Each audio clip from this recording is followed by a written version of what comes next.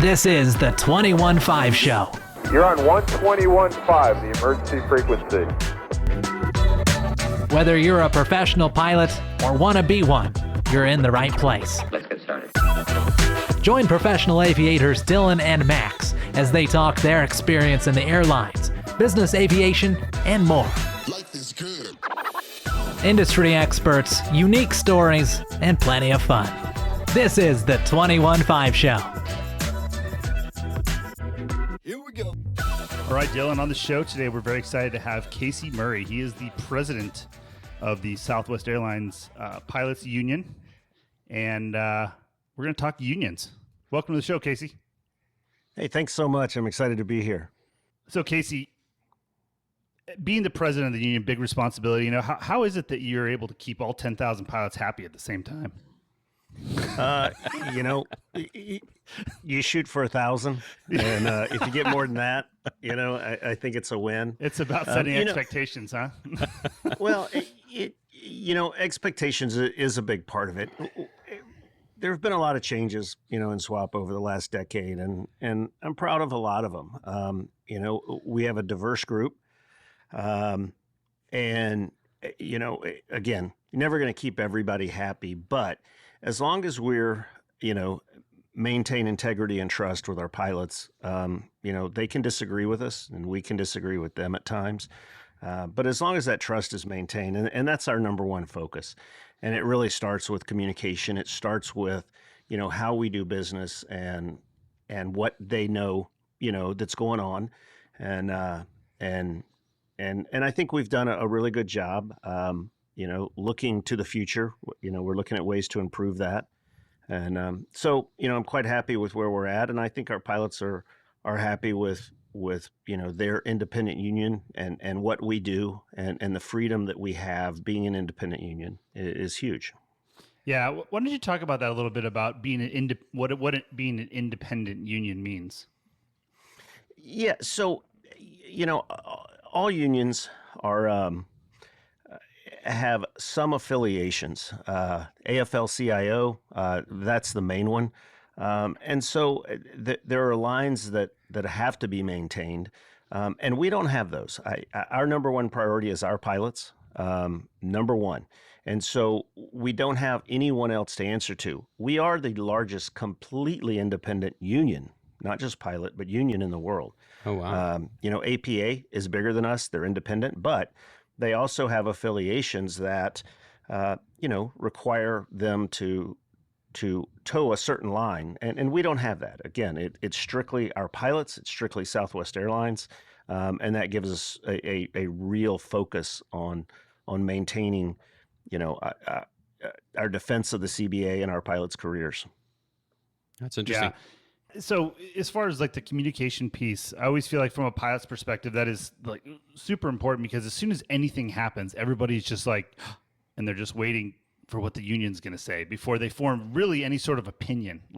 And the thing is, pilots, I think the hard part is that pilots are very emotional, I mean, we're all type A, kind of cut a little bit from the same mold, but everybody's like, gets very hyped up about everything. And so I always, when something comes out, I'm always like, oh, those poor dudes at the union gonna have to deal with everybody freaking out and I'm sure like the email and the phone calls, it's got to be a real dynamic situation during certain instances. Yeah, it is. And God bless our group, because every one of them to a person is a born leader, is an on-site leader. And as such, the opinions are strong, and that's a good thing. It makes it more difficult to be timely.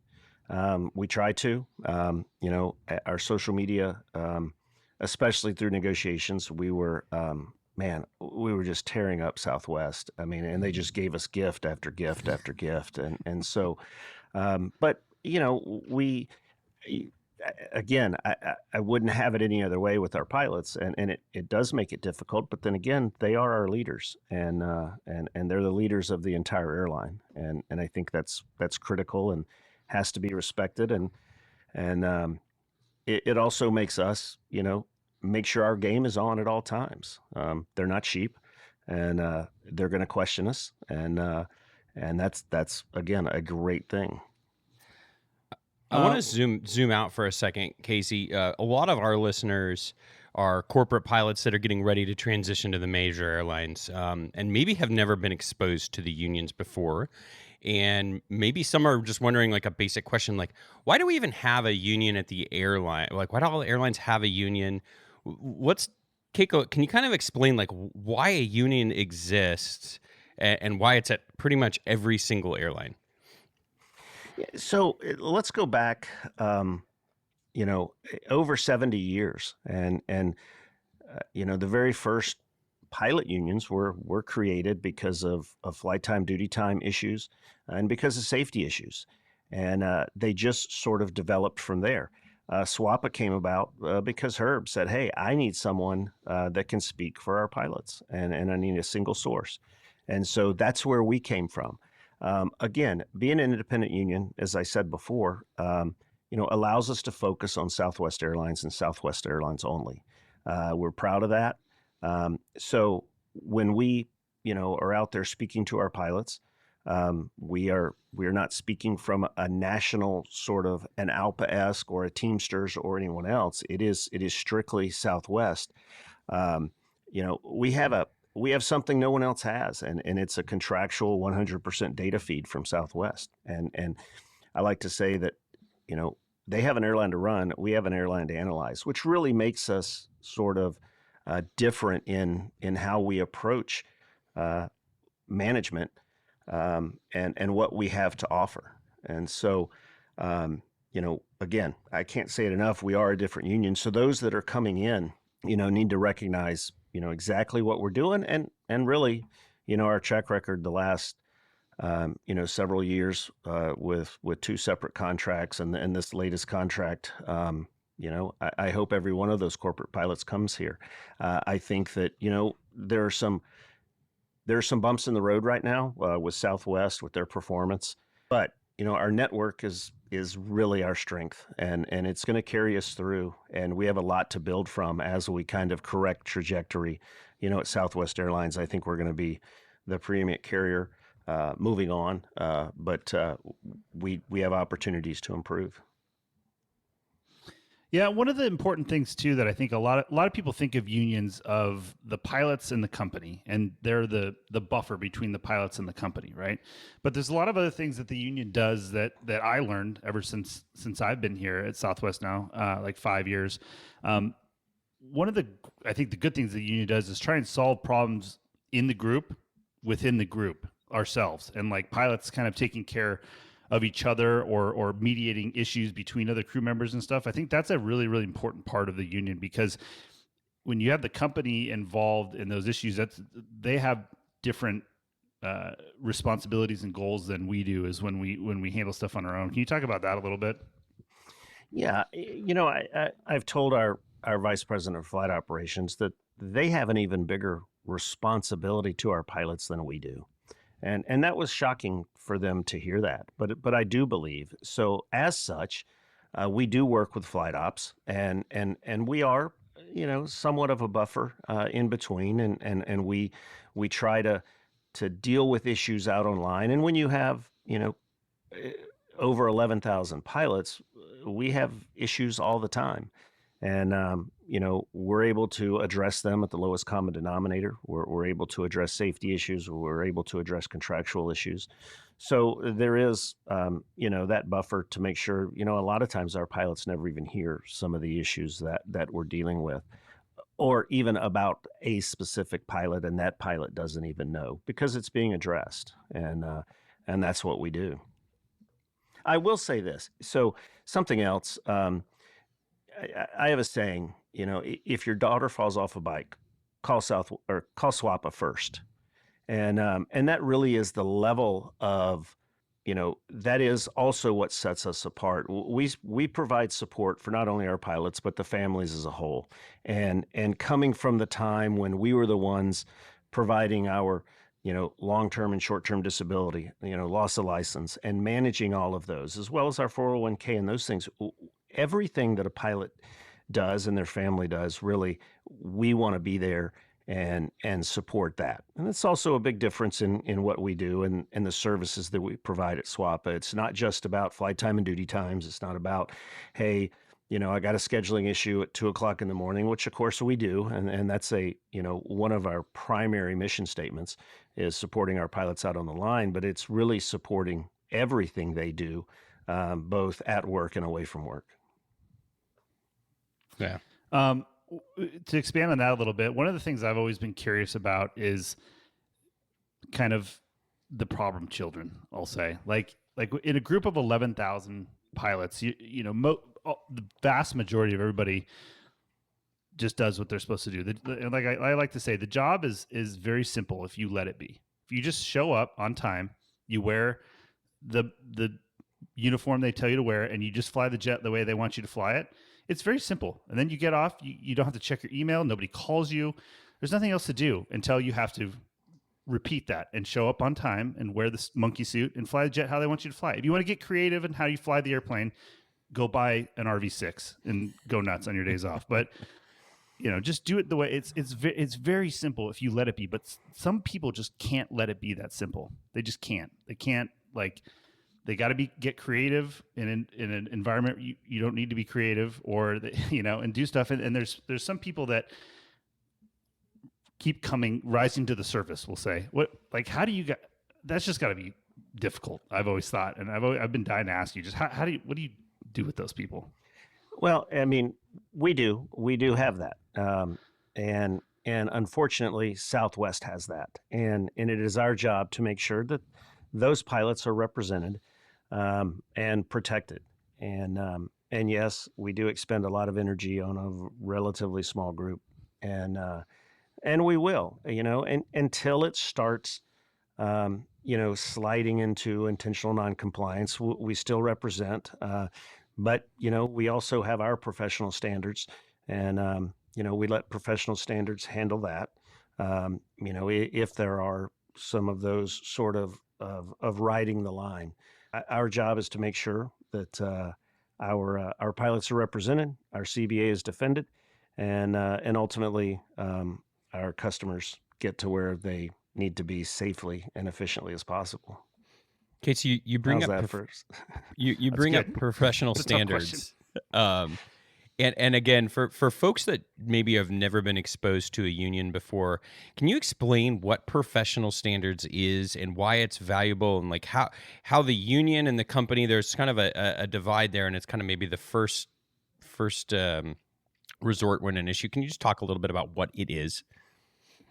Yeah, it is truly solving a problem at the lowest common denominator. So say we have some disagreements on the flight deck, or maybe not on the flight deck. Maybe it's between a different, employee group. And we have a lot of discussions with our brothers and sisters at other unions, and we really want them and us to make that call to SWAPA first, and we'll get you to professional standards. And maybe there's just a disagreement that is occurring, whether it's on the flight deck or between an operations agent and a pilot, and maybe it can be dealt with before it gets to the company. Once it gets to the company, they have a duty to follow their processes. And again, as I said a few minutes ago, some of these things are never even pilots aren't even aware of some of these issues.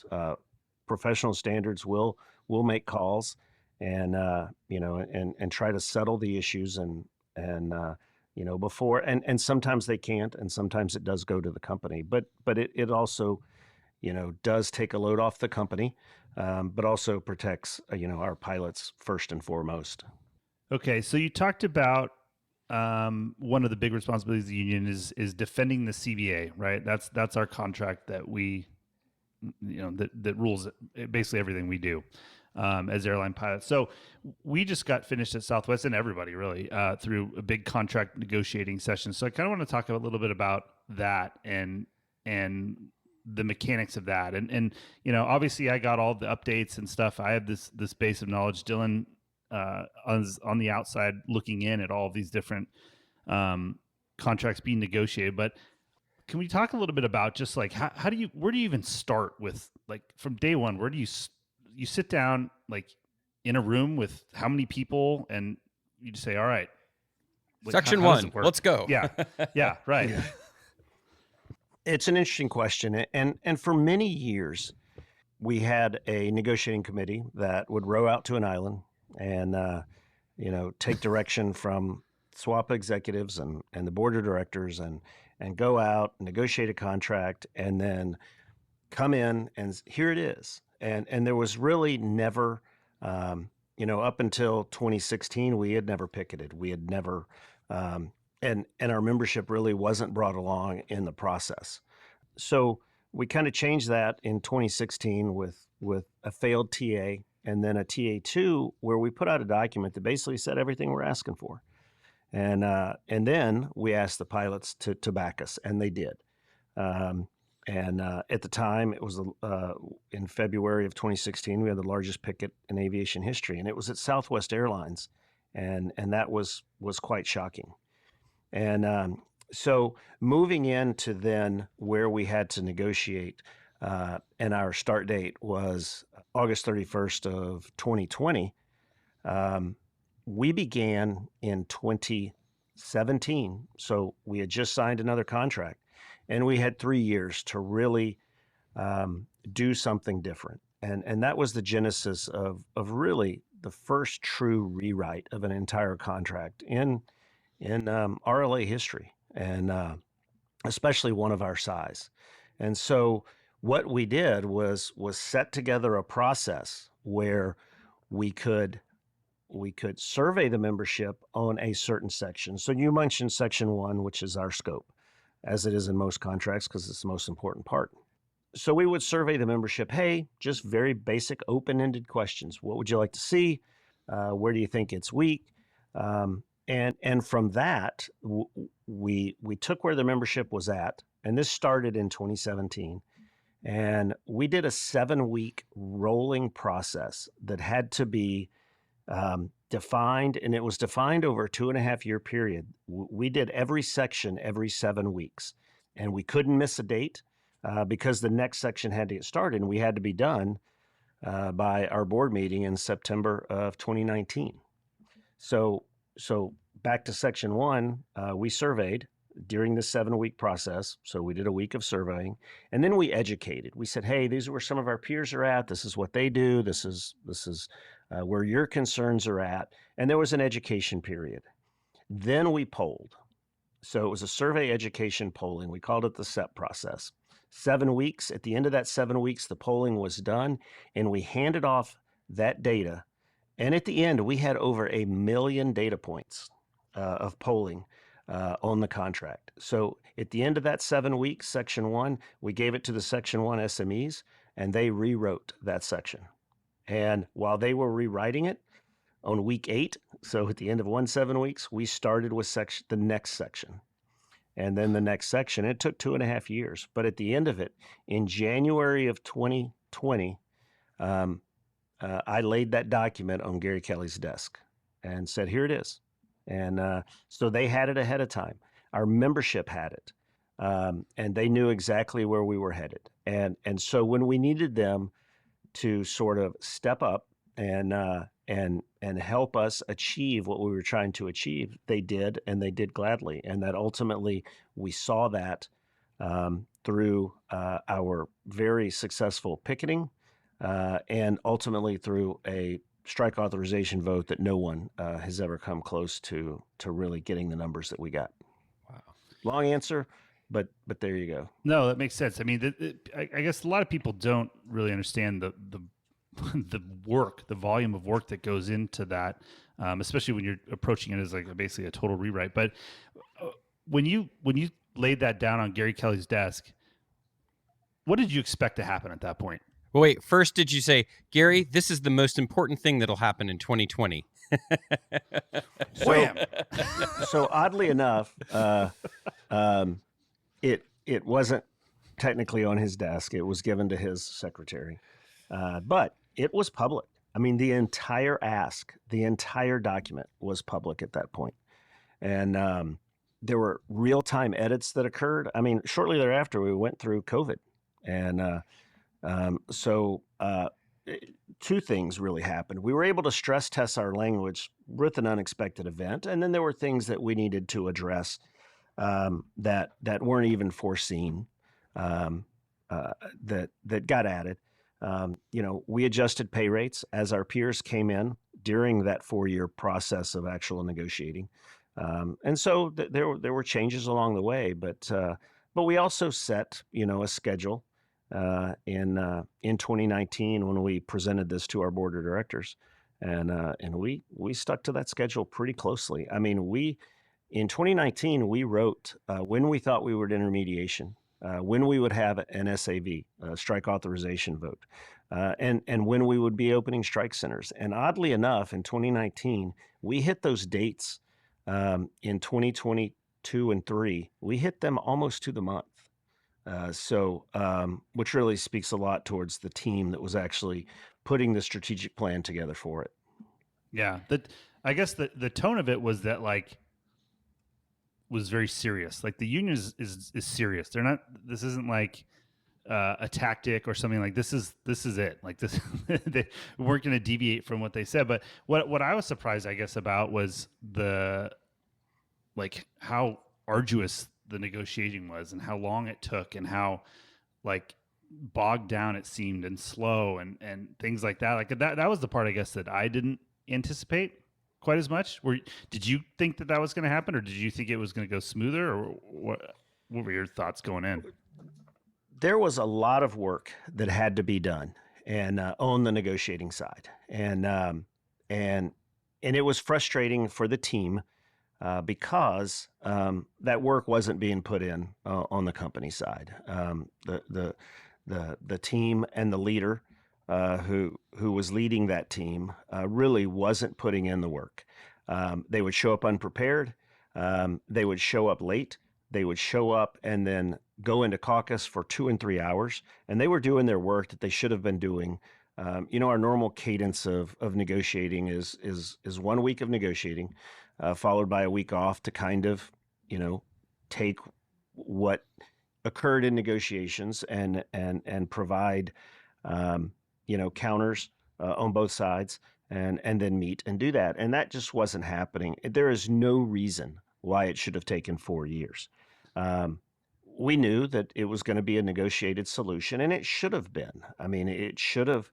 It became a living document that was being negotiated, and we had no, and shouldn't have had, an expectation that they were going to take our document and say, "Oh, this is great. Let's just use this," and they didn't, and they shouldn't have. But one of the things that we had to kind of build for the company was a document and negotiating notes that, and so, I mean, we had 2 people transcribing on the SWAPA team. They had 1 person. So there's 3 people that were transcribing literally almost like court reporters as we negotiated.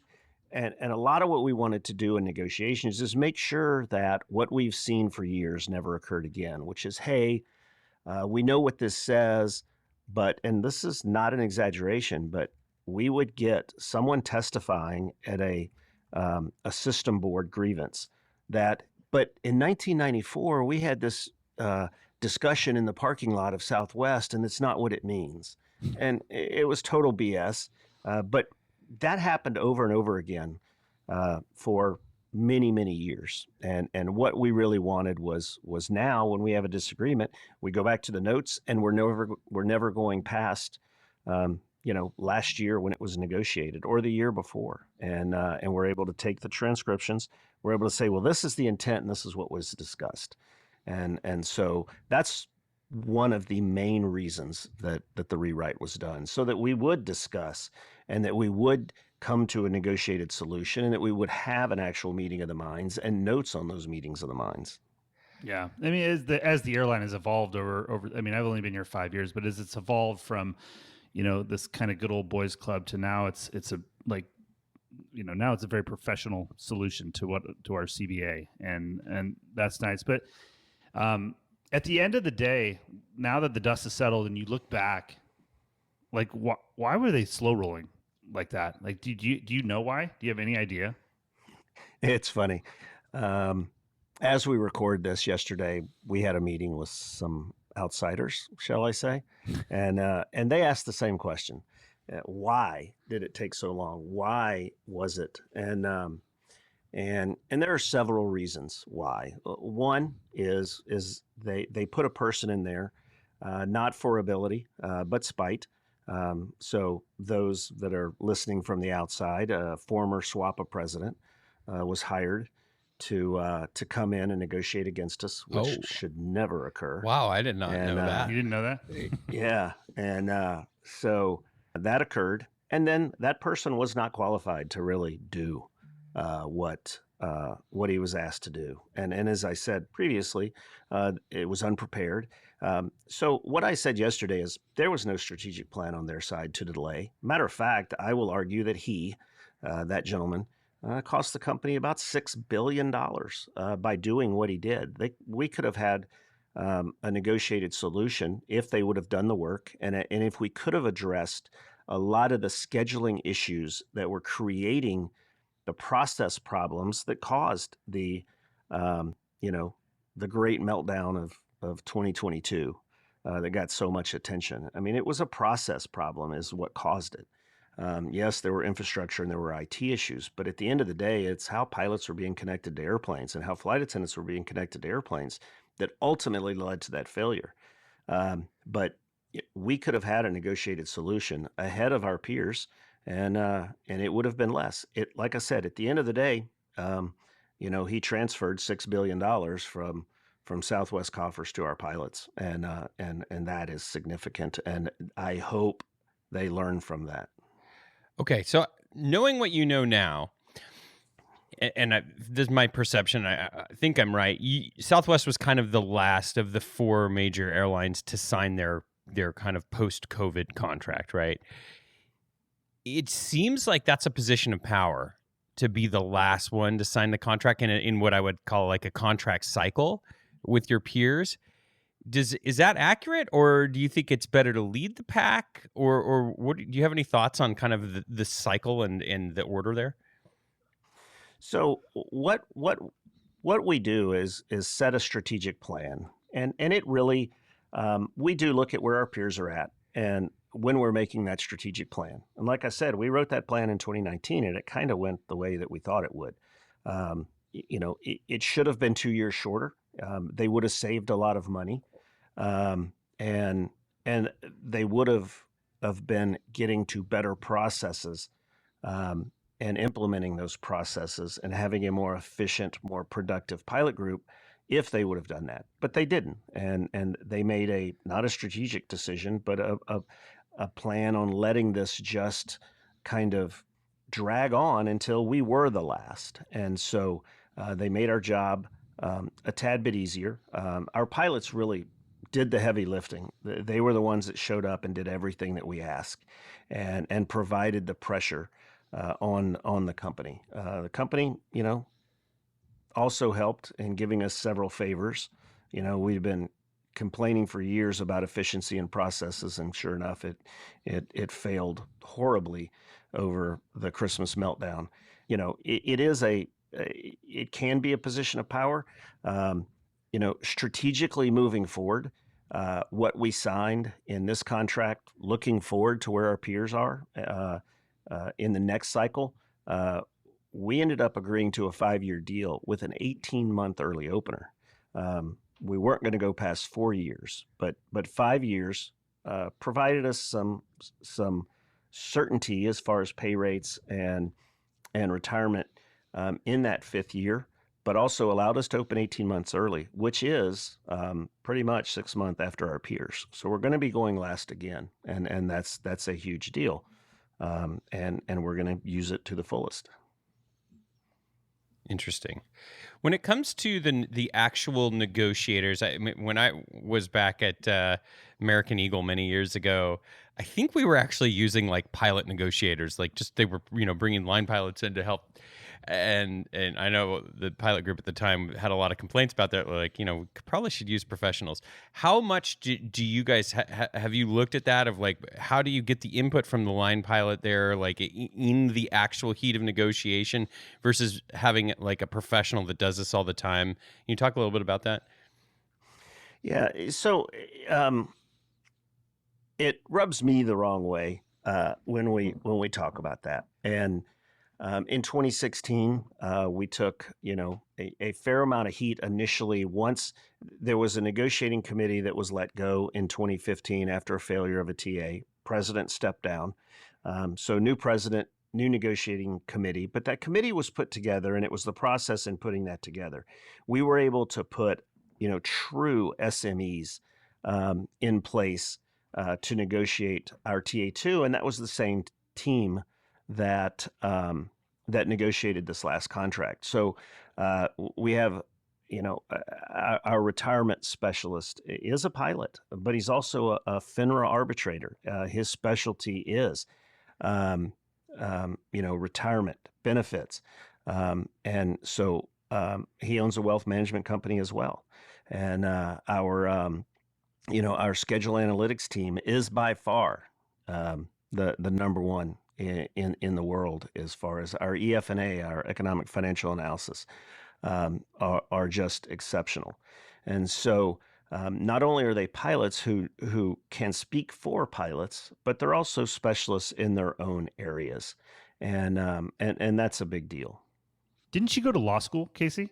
I did. Yeah. I did. So they're all.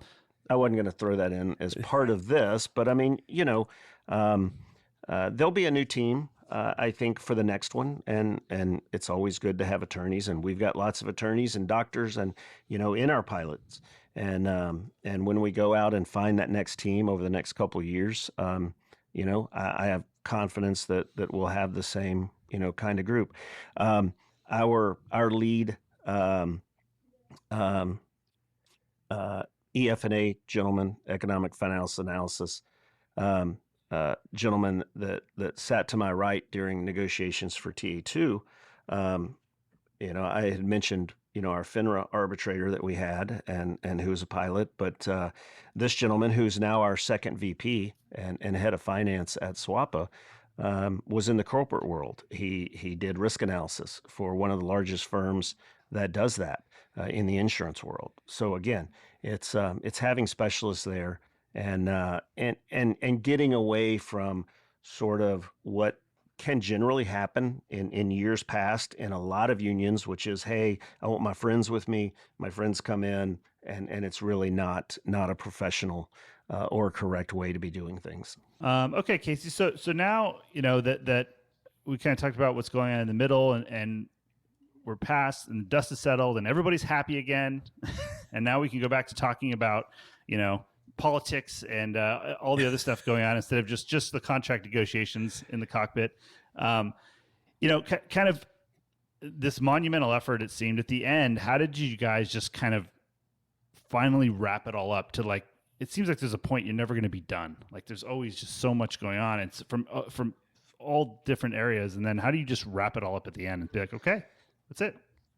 Well, so a couple things. I'll hit the very end of negotiations and then into where we are now. And I've mentioned our pilots before, and our pilots really, really pushed it over, and got it closed out. It was our pilots showing up when we asked them to. It was the pickets. It was, we picketed a culture event that Southwest was putting on, where people come in and learn about Southwest culture, and we stood at the entrance, and our pilots showed up and did that. And but it's also time to be a real union at times. We put mobile billboards in our board of directors neighborhoods, from Vermont to Florida to wherever they are. We had them, and we were prepared to stand on their lawns if we needed to do that. That's how important this was. And our pilots, some of those things are uncomfortable, and we had the saying,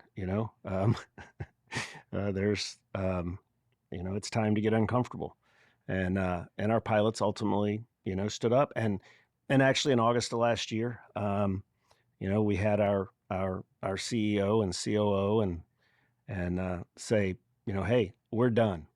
And we've got to get this wrapped up. And within 3 months, we had the basics of the deal and spent the final month really drilling down. One of the important things we did was had our pilots vote on an implementation schedule. It's long. There's a lot of change. And that's where we are today. So it didn't end on January 22nd when this was voted in. The implementation started in earnest. We have joint implementation committee meetings with the company. That was huge. We have some disagreements today, and we'll work through those.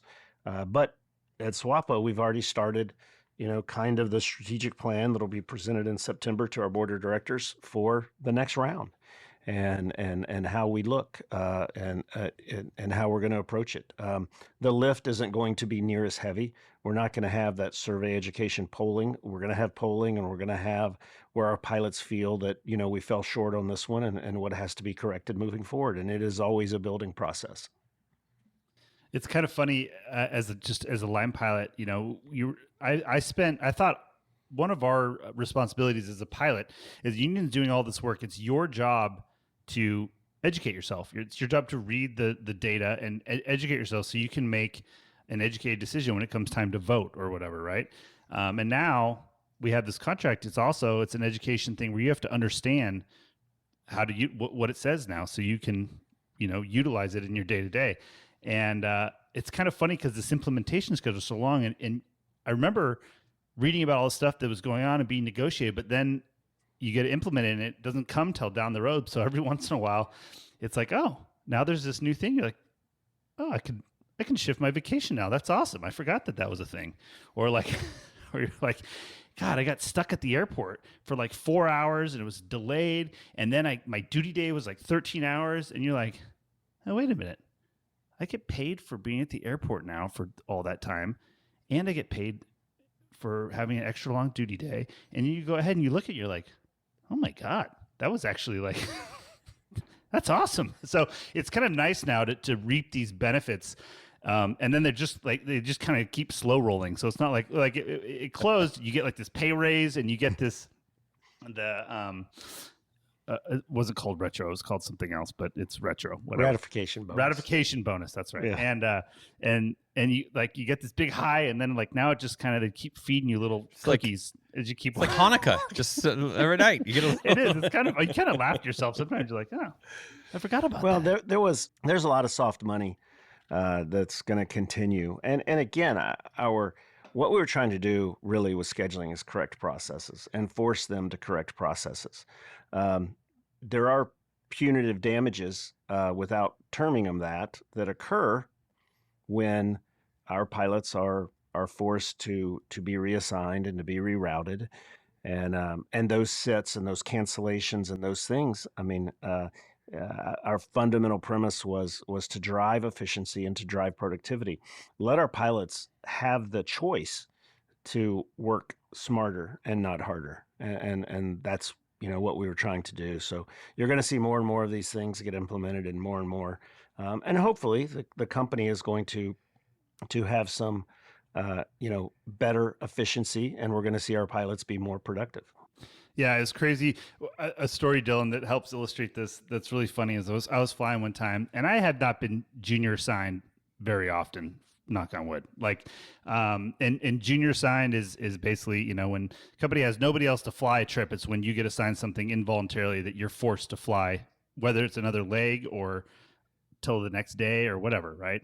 It's just they're out of options, and that's it. And you get paid double time. It's worth your while.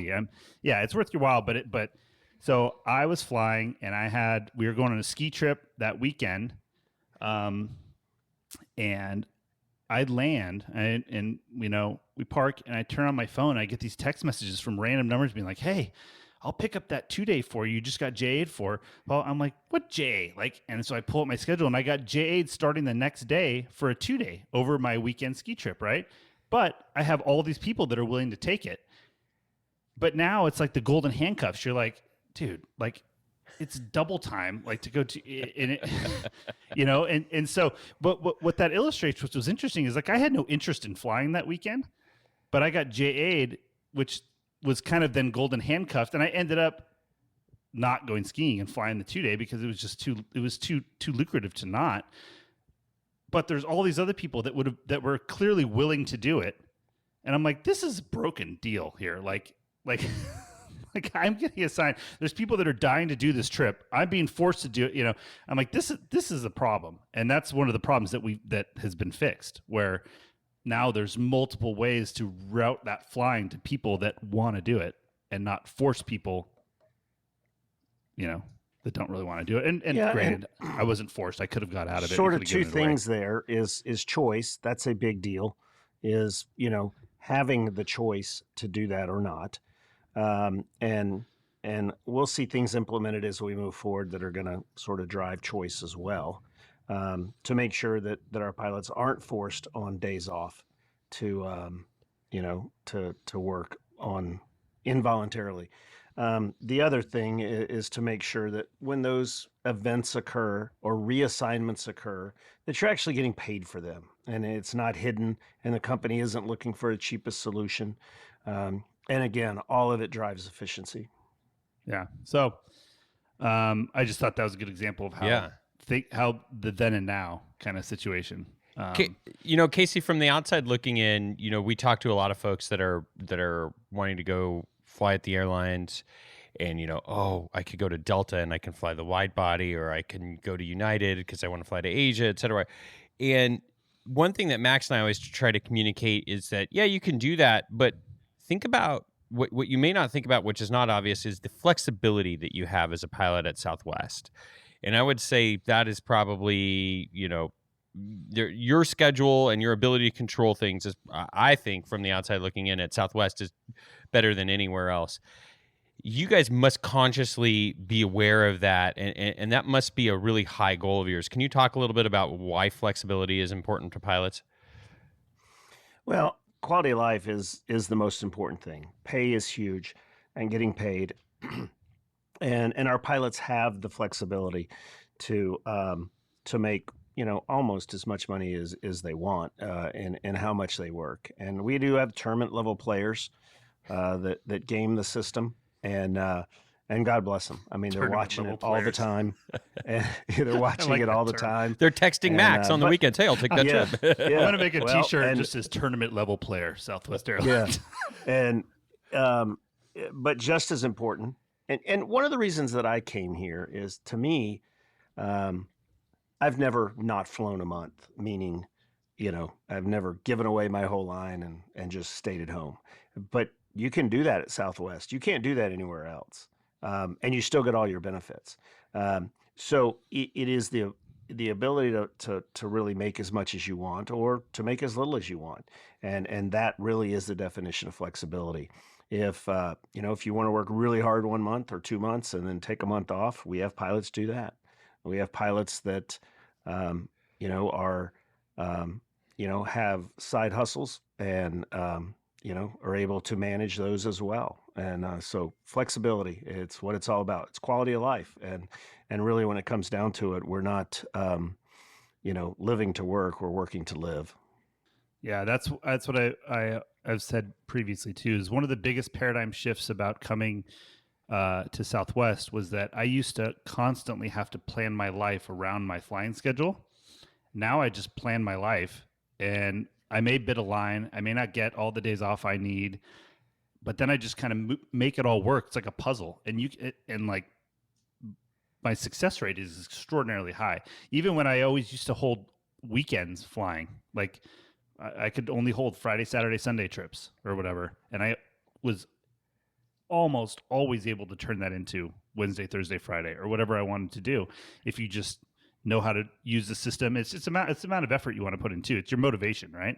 Like some guys just want to get their line. They don't want to deal with anything in trading or whatever, and just say, and most of those guys are pretty senior, so they don't have to. But you know, if you're highly motivated, if you have kids and you have games on Saturdays and stuff, and you want to get after it, like, you know, you teach your wife how to use the system too, and gets the text alerts, and, you know, she does a lot of the trades while you're flying, so, and stays logged onto the system, so when one pops up, she can grab it. Like, it, you know, that's, and it also doesn't hurt that all the pilots fly the same airplane too. Yeah.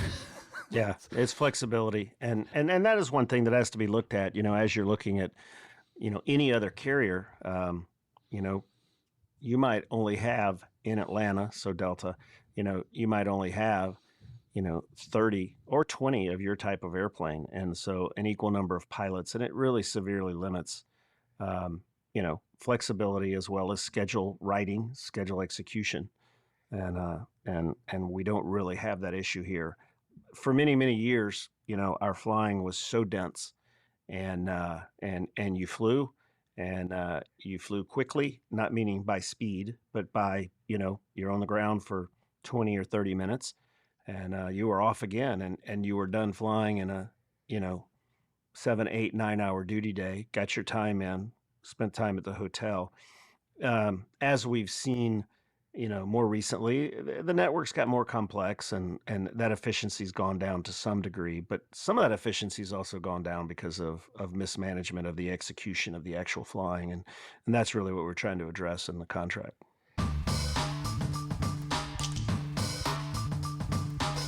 Let's take a time out from our conversation to talk about another friend of ours, Timothy P. Pope, who's a certified financial planner dedicated to guiding professional pilots through smart financial planning. Whether it's saving for retirement, investment management, a seamless military transition, or strategic tax planning, Tim is your trusted financial partner. Join Tim as he leads engaging discussions on personal finance strategies for professional pilots on the Pilot Money podcast. Timothy P. Pope, helping professional pilots make the most out of life.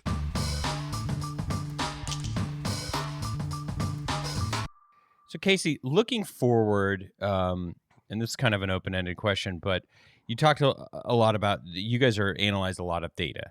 And, in previous episodes, Max and I have had conversations about what's next on a technological standpoint for the airlines with artificial intelligence maybe, or other kind of advanced tools that can analyze data and increase efficiency. Is there anything, we're not making a 737 fly at Mach 1.5. We can't do a lot. We can't make people board the airplane that much faster now. So like all of the changes kind of have to be on the data side, for efficiencies, right? What's on the horizon? Is there anything that you see that could be a big shift in the way that airlines operate in the next few years? Well, speaking for Southwest, there's a lot of room for growth as far as IT goes, as far as infrastructure goes, and I think you're going to see a lot of change there. You mentioned AI. AI is something that we're getting integrated here at SWAPA to deal with contractual issues and track contractual issues, as well as ultimately provide our pilots a resource a better resource to sort of know, learn, and investigate kind of the contract. And so you apply that to Southwest, and I think that there's lots of opportunities to really drive efficiencies that only technology can do. Yeah. All right. Well, let's talk about where we are now, I guess, with all the rest of the headlines now that we're seeing with the whole Elliott situation. And I'm not familiar. What are you? Yeah, have you heard of them before? Who's Elliott? I don't know. They released a letter. You may have read it. It called for basically changing out the board and all the company leadership. Yeah. Well, here, I'll tell you my perspective first and see what you think. My perspective is Elliott is here to make money, and that's what they do. And they're very good at it, and they're not stupid. And so the reason that they've bought a large interest in Southwest and are calling for changes, they see upside potential in the company itself and in the people and in the assets and the network and all of the things that we have, all of the good things that we have. And they want to make changes to help maximize use of those positive assets to drive the stock price up and make money.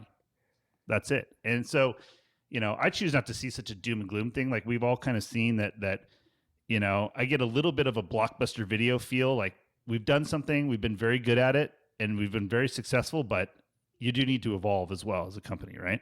And, maybe we've been slow to evolve given that, and this is really over the short term, like when things have changed with revenue generation strategies, et cetera. So I think that they see potential in us. I think that this certainly provides a lot of pressure to self-analyze the company's end and to make some changes to maximize what we have going for us, which has always been very, very strong. So that's kind of my position. I'm interested to see what your take is and go from there. Yeah, no, that was a very good synopsis. And I'm glad, and hopefully some of that comes from sort of our communication, our podcasts, our explanations of our discussions with Elliot. Elliot is here not out of the blue. They are here for a reason. And that reason is, 10 years of self-imposed headwinds through lack of innovation, lack of really addressing our revenue issue, and a changing environment, a changing landscape with our peers. I've talked to Bob Jordan, Andrew Watterson, and I compare, what Delta has versus what we have. And Delta is just a name, United American, Alaska. It can be applied to any of them, but, our product suite is literally a Post-it note. You can buy an unassigned, seat, and with the ability to upgrade your boarding position. And that's it, period. The product suite at any of those other airlines is the huge menu that you get when you go to a really fine restaurant. You can buy the same thing that we have. You can buy an unassigned coach seat on that airline. I can pay a little bit more and I can get an assigned seat. I can pay a little bit more and get legroom. I can pay a little bit more and get, economy comfort, get premium select at Delta. You can get, first class, Delta One. And so the product suite has a lot more revenue generation at those companies. Our model has not changed. A lot of our discussions with Elliot have centered around, do you understand our customers? And they do. Their idea is not to come in here and say, hey, we're going to put a curtain in first class. We're going to have, a chain. We're going to charge for bags. We're going to charge for everything. And that's not really their at. They understand that there is a Southwest solution to charging for bags. There's a Southwest solution to assigned seating. There's a Southwest solution to a more premium portion of the cabin, and that's important.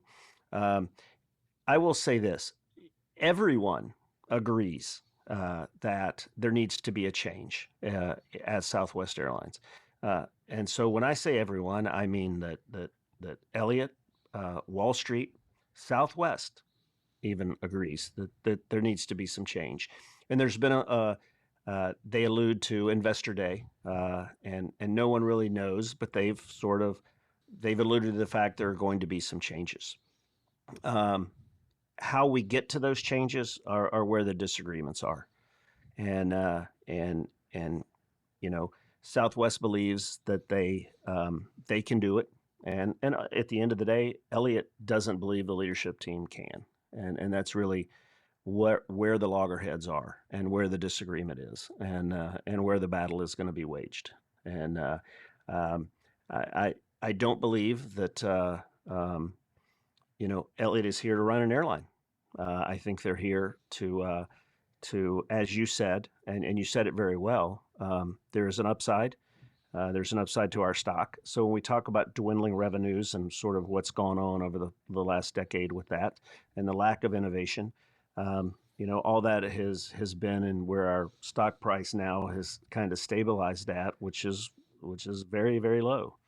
And so they see an upside to that, and they believe that with leadership changes and some tweaking of the revenue model, that there's an upside, and I think that's I think the whole team believes that that's where they're headed.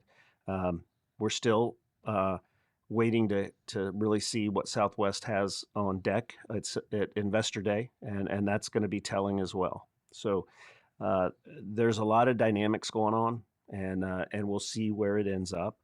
But it does create uncertainty for all employees of Southwest Airlines. And, we're trying to provide our pilots with all the information we can and, sort of take that uncertainty away so that we do what we do, which is be the safest, best pilots in the world. Casey, we recently got an email from a listener who was starting to wonder. I think they were maybe somewhat new to the airlines and they had got what they thought was their dream job at a major carrier. And they're like, wow, there's still a lot of turbulence. Like there's still uncertainty. This business is not stable. Max and I are doing a book club with, we're reading the book Hard Landing right now, which goes over, airline deregulation, a lot of that kind of stuff. And I mean, the biggest takeaway is just like, there is no smooth trajectory up like this, it's always ups and downs. The contract can be good. The contract can be bad, bankrupt, it's just like always a change there. Is there anything that you tell to your pilots or to folks around you to kind of help them understand, like, what's it like to work in this industry? Yeah, it's. I grew up in an airline family. In the entire family, there were 5 of us. All of us worked at the airlines. My father was in management with Southern Republic Northwest. Oh wow! My mother worked for Southern Airways. My sister worked for Republic, actually Southern Republic Northwest and Delta. My brother-in-law works. Both my brother-in-laws work for Delta. And then, of course, I do. I've seen the ups and downs. I've seen, and really, I think the lesson is enjoy the good times because you just got out of a bad time, and there's a bad time around the corner. If you look at profitability metrics since the 1950s, the airlines have never, posted profits. They post profits over a year or 2 or 3, and then those profits are erased. And it's the dynamic environment of not only the macroeconomics that are going on in the world and in the U.S., but also the airline economics. But what you have to do, and this is where we're at today with Southwest Airlines, is Southwest has to innovate. You mentioned Blockbuster. I mean, it is a cautionary tale.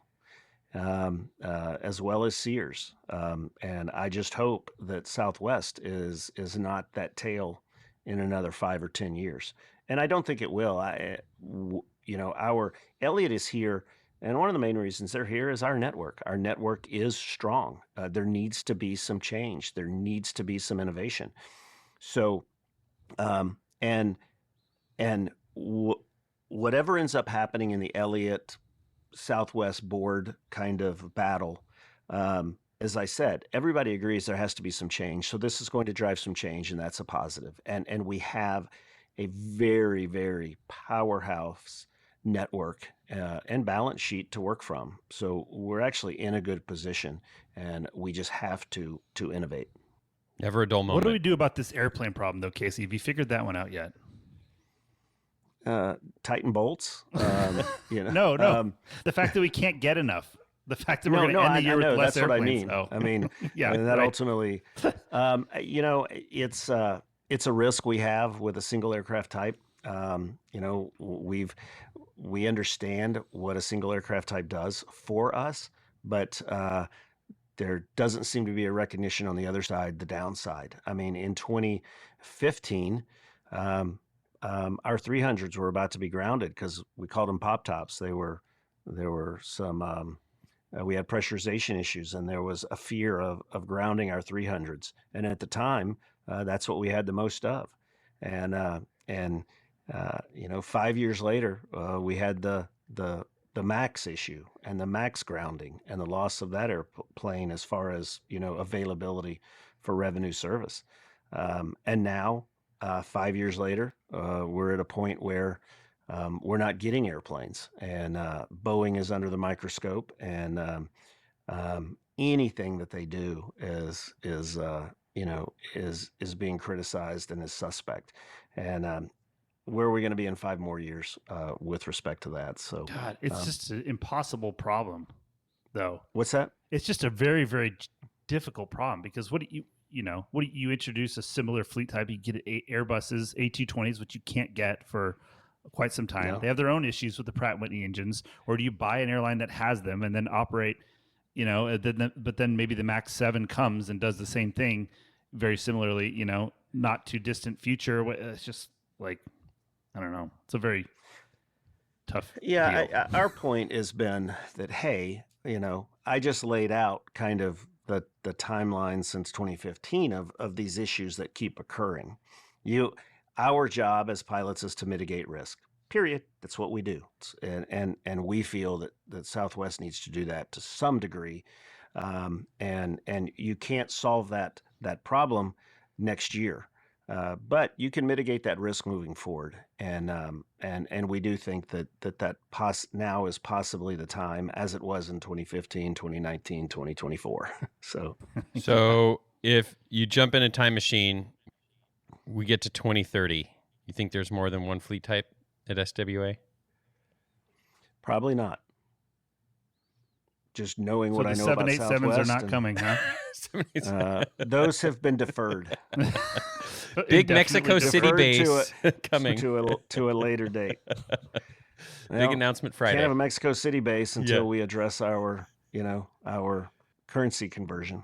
Yeah. Which I think is really funny because, I can create a website selling whatever, and part of that I can get a drop down menu. We don't go to Canada today because Canadian government requires Canadian citizens to buy in Canadian dollars.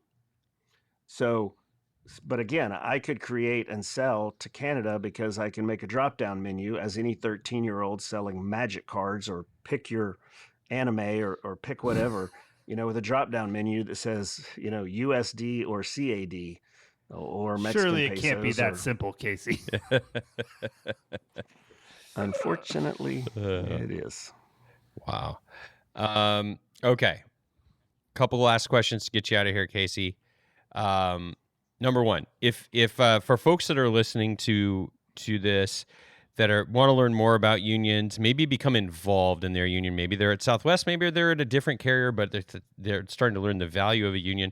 What's maybe the entry level way that me as a line pilot could get involved with the union to kind of learn more and start to get plugged in?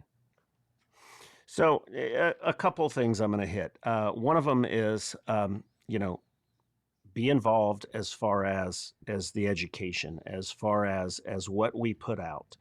And from there, we routinely have all calls. We just had one for our schedule analytics team, and we're hiring several people back there.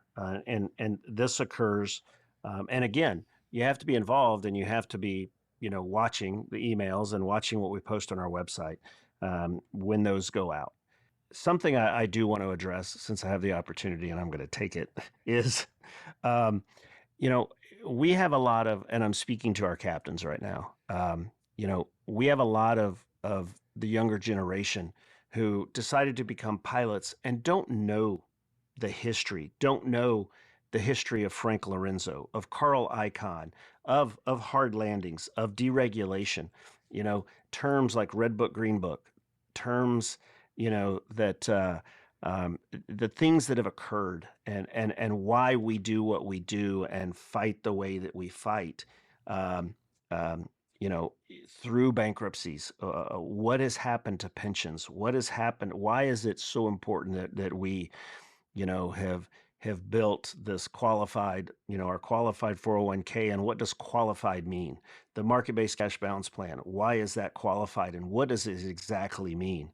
Your profit sharing, it's non-qualified, and what does that mean? And what can it mean when things go bad? So it is up to our captains to really educate those that don't know the history. I mean, we have some that were born on September 11th that are flying with us today and don't know what happened right after September 11th. And so, but there are so many other sort of landmark things that occurred in the aviation industry that affect us today in the 60s and the 70s. And that's critical to kind of, hard landings is a great place to start. And we tell new hires when they come in, hey, you need to read, you need to read that. You need to read Flying the Line. and the history is there. So that's really important. And as far as like an actual role that you could get at the union, maybe just like a starter role or so, like what are some places you'd recommend getting plugged into? So, contract admin, and the schedule research. If schedule research is your thing, we have benefits. Some of the bigger committees that are, we have our critical incident response team. We have professional standards, and all of those are fairly large because we have pilots across the system to address the needs of our pilots locally. Our strategic operation committee. There are numerous, ways, but again, watch for all calls, watch the website. We're always, like I said, right now we're going through interviews from an all call for schedule analytics. Got it. Yeah, without contrast, it is hard to have appreciation in this business, and you see that from so many things. Even you can't appreciate living in base until you've commuted. You can't appreciate what we have now until you've seen somebody's pension get taken over by the PBGC and go from $180,000 a year to $40,000 a year, like that they've worked literally their whole career for. Like there are some really, really bad things. And that's part of the thing too with this job. Like you can't appreciate the fact that you get off the airplane and you go home and there's nothing else to worry about until you've owned a small business or you've managed people or whatever. And it's funny because you see that with the people you fly with, and you can see the people that can appreciate certain aspects because of where they came from, and people that have a harder time doing that. And the younger generation hasn't had the time to have a lot, now that we have 24-year-olds FOs in the big leagues, they haven't had the span of career to do a lot of things to appreciate that. So it is kind of on us to help give perspective, to be like, look, and that's not to say that the younger pilots that are hired are not grateful. Most of them will be the first to defend the fact that they're grateful. And I know I have a great opportunity and I know this is awesome. And which is great. That's the one piece of it, is to have the right attitude. The second piece of it though is to spend the time to understand where we came from to get to where you are sitting today.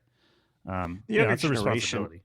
yeah, and the younger generation just digests voraciously data. I mean, they have so much available to them, and this is just one thing they really need to concentrate on. I mean, this is some of our pilots have 42 years at this company, and it's going to be, and they are going to be the ones soon who are that captain and who are dealing with the next generation. And so, the airlines are littered with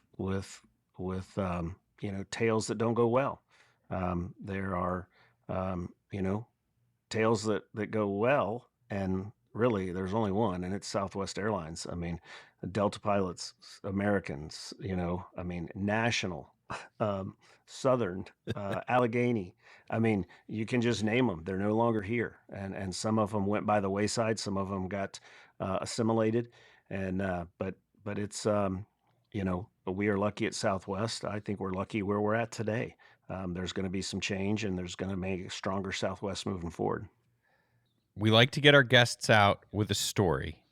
I hate to put you on the spot, Casey, but if you've got a good story from your career, maybe a good flying story, or your family, since it sounds like all your family was involved in the good old days, or maybe a story from your work with the union, maybe a rewarding outcome that you found. Any good stories that come to mind in your career? Yes, there's lots, and I don't know where I would start. I will hit the family thing, though. I live in Destin, Florida. I've lived down there for 28 years now, and I've lived in the same house for 26 years. And when I got hired at Southwest, there was not a Southwest airport within 5 hours of my house, but yet that's where I decided to live. So you talked about living in base. I've commuted my whole life. I couldn't do what I do, whether it's flying the line or doing this job, without my wife. I'm on wife version 1.0 still. I don't know if you know, I don't know if her intention is to stay here another day, but but I've been really lucky that I've been supported by her. I have one son, and he's in his first year of med school. Proud of him. I chose to commute. I chose a very difficult commute from the Panhandle of Florida, and I'm an optimist. Might not always seem so, but I'm an optimist. My life my Southwest life has gotten better over the years as we added Panama City, which is an hour and a half away. And that was a huge deal. Now I could at least commute on my own airline. And then we added Pensacola, and then luckily, and I was able to fly the first flight into Eglin Air Force Base, Destin, Fort Walton Beach. And so I've been blessed, and more importantly, I've been blessed with 11,000 of just the best pilots who have supported us, who've done everything we've asked. And at the end of this year, I'll be handing the reins over to whoever is the next president, and I'm proud of where Southwest Airlines Pilots Association is, and can't wait to see where it moves from here. Well, during your tenure, there's been a couple things that have gone on from COVID, warn letters, contracts. I can't imagine you've rested a lot in the last. I'm only 26 years old, so this is what it does to you. But I can only speak for myself, but I know a lot of us feel the same way, that we really appreciate what you've done for us and what the union as a whole does. I think you guys do the best job in the industry, and we should tell everyone too, they actually charge less than everyone else in as far as union dues, but do a better job somehow. I don't understand how that works, but we really appreciate what you do, and you guys did an awesome job with the contract and just communicating with us, and always we know you always have our backs. I don't think anyone's ever had that in question, so we appreciate it. Thanks, man. Well, thank you very much. So, Casey, got thank a great you so team, much. great pilots. So yeah, thank you all. I appreciate the time. It's been a great conversation, and I hope it's received well. All right. Thanks for coming on the show. The statements made in this show are our own opinions and do not reflect, nor were they under any direction from any of our employers.